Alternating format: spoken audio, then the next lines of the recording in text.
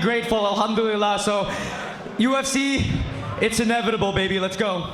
Di dunia UFC, ada kasta yang gak pernah ditulis di kontrak manapun. Tapi, semua orang di industri ini hafal betul kemana taruhannya berlabuh. Petarung Dagestan ditakuti karena gulat yang bisa bikin lawan kejepit di lantai selama 15 menit penuh tanpa jeda. Petarung Brazil dihormati karena 1 detik lengah di ground game bisa berujung lenganmu terkunci di sudut yang salah. Terus, Asia Tenggara. Jawabannya, selama bertahun-tahun, pahit banget. Paspor dari kawasan ini di matchmaker UFC sering cuma dianggap satu hal, yaitu samsa hidup berharga murah. Didatangkan buat dihajar, dipakai buat naikin rekor prospek lokal, terus dibuang balik ke liga regional secepat mereka datang. Terakhir kali Indonesia coba masuk ke ruangan ini, ceritanya nggak berakhir manis. 2023, JK Saragi jadi yang pertama di Tekken UFC, walaupun kalah di final Road to UFC. Modalnya cuma 2 kemenangan KO yang cukup spektakuler di babak-babak sebelumnya.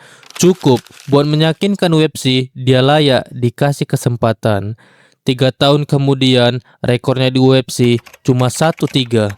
Ia pun dilepas.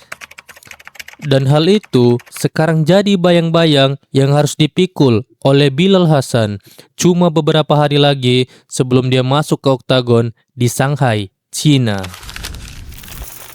Coba perhatiin susunan card UFC Shanghai akhir pekan ini baik-baik. Acara ini ditajuki bentrokan bantamweight antara Umar Nurmagomedov melawan Song Yadong. 2 nama yang sama-sama lagi ngincar jalan ke gelar juara. Di tengah hiruk pikuk nama besar itu, ada satu susunan yang gak biasa buat petarung asal Indonesia. Bilal Hasan bukan cuma nyempil dapat slot di main card, dia yang dijadwalkan membuka main card itu sendiri. Laga pertama, begitu sesi prelims yang sepi penonton kelar, begitu lampu sorot beneran mulai menyala buat penonton global. Bendera merah putih nempel di sampingnya. Lawannya Nilson Rojas dari Peru, sama-sama berebut kemenangan di kelas flyweight. Buat penonton awam, ini kedengarannya cuma soal kebanggaan negara. Tapi, buat yang paham kebrutalan bisnis combat sport, posisi ini kemewahan dan jebakan maut yang datang dalam satu paket yang sama. UFC nggak naruh nama Bilal di sana karena alasan keberagaman atau rasa kasihan. Kalau mau jujur, alasannya jauh lebih dingin dari itu. Asia lagi jadi pasar penonton yang paling cepat tumbuh buat UFC. Dan satu bendera yang akrab buat penonton regional di panggung terbesar ini adalah kalkulasi marketing. Bukan hadiah, mereka naruh Bilal di sana buat lihat langsung. Apa petarung ini beneran punya naluri pembunuh yang layak diinvestasikan lebih jauh? Atau dia bakal jadi nama kesekian yang lewat sebentar terus menghilang dari radar. Yang bikin hal ini makin berat, Rojas bukan gatekeeper veteran yang numpang lewat doang. Dia juga baru mau debut malam itu. Rekornya sama-sama sempurna, 9-0 dan 7 dari 9 kemenangannya selesai sebelum wasit sempat baca skor juri. Julukannya adalah El Rayo atau si kilat, dan itu bukan nama kosongan buat gaya-gayaan doang.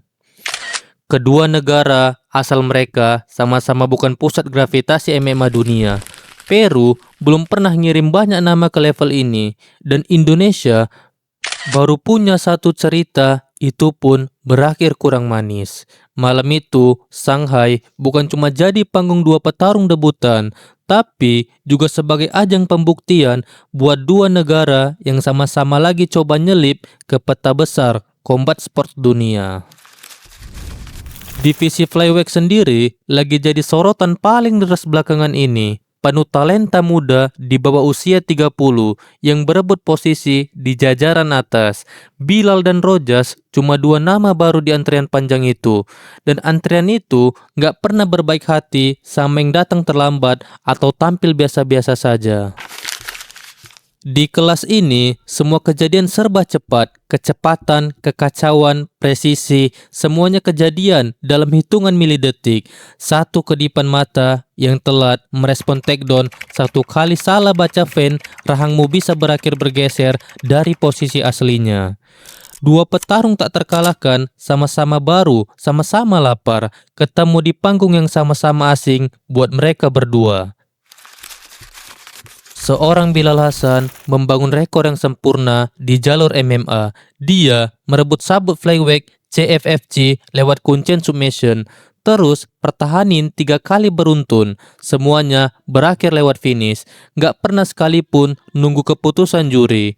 Modal itu yang bawa dia ke Dana White Contender Series bulan lalu. Dan di sana dia gak cuma menang. Dia nyelesain meridul Saika cuma dalam 45 detik. Kontra UFC di Tekken belum genap 3 minggu sebelum dia harus naik cage lagi. Kali ini di panggung yang jauh lebih gede dari apapun yang pernah dia rasain selama ini. Bukan kebetulan juga kalau kabar kontraknya pecah persis di sekitar 17 Agustus, hari kemerdekaan Indonesia yang ke-81. Di luar cage, Bilal juga punya cara tersendiri buat masuk ke arena. Topi koboi, kacamata hitam, bendera merah putih dikepak sebelum pintu oktagon ditutup di belakangnya. Begitu menang, dia moonwalk. Tapi di sudut pelatihannya ada nama yang bikin siapapun yang ngerti MMA berhenti sejenak.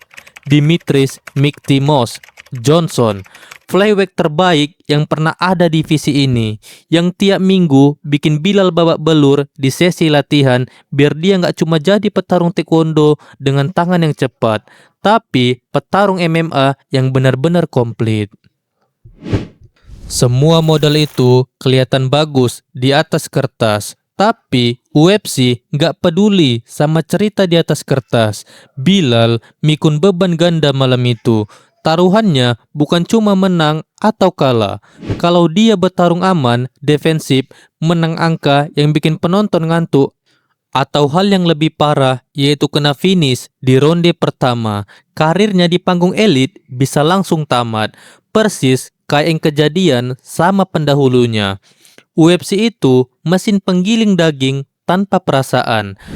Dana White gak peduli seberapa heroik komentar dukungan di kolom Instagram dan followers Bilal yang udah tembusan ratusan ribu, bahkan sebelum dia mendarat satu pukulan pun di UFC, gak bakal ngerubah kalkulasi itu sedikit pun. Kalau kamu gak menjual dan gak membrutal, kamu didepak. Sesimpel itu, sekejam itu.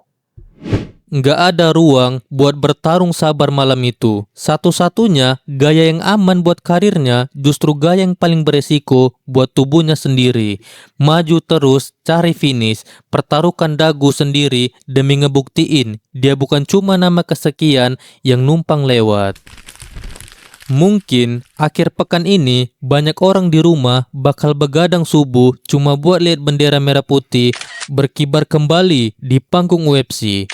Tapi begitu Bilal duduk di ruang ganti nanti, begitu tangannya dibalut lakban rapat dan Kutman mulai ngoles Vaseline tebal di tulang alisnya, di ruangan yang cuma berisi bau keringat dan suara pet yang dipukul buat pemanasan terakhir, semua euforia nasionalisme itu gak ada harganya sama sekali. Dukungan satu negara gak bisa bantu kamu bernapas kalau lehermu udah kejebak di kuncian gulitin cok. Doa jutaan orang di depan layar gak akan bikin dagumu kebal dari tulang kering rojas yang datang secepat julukannya. Begitu pintu oktagon dikunci dari luar, di dalam sana cuma ada Bilal Hasan sendirian, berhadapan sama orang lain yang juga lagi mempertaruhkan segalanya malam itu juga. Bendera di grafis layar televisi gak akan ikut berdarah buat siapapun. Satu-satunya hal yang bisa menjamin napas karir Bilal UFC bukan sejarah kemerdekaan yang dia bawa, bukan warisan Miktimos yang menempel di gaya bertarungnya, tapi seberapa hancur wajah Nilson Rogers begitu wasit akhirnya melerai mereka berdua.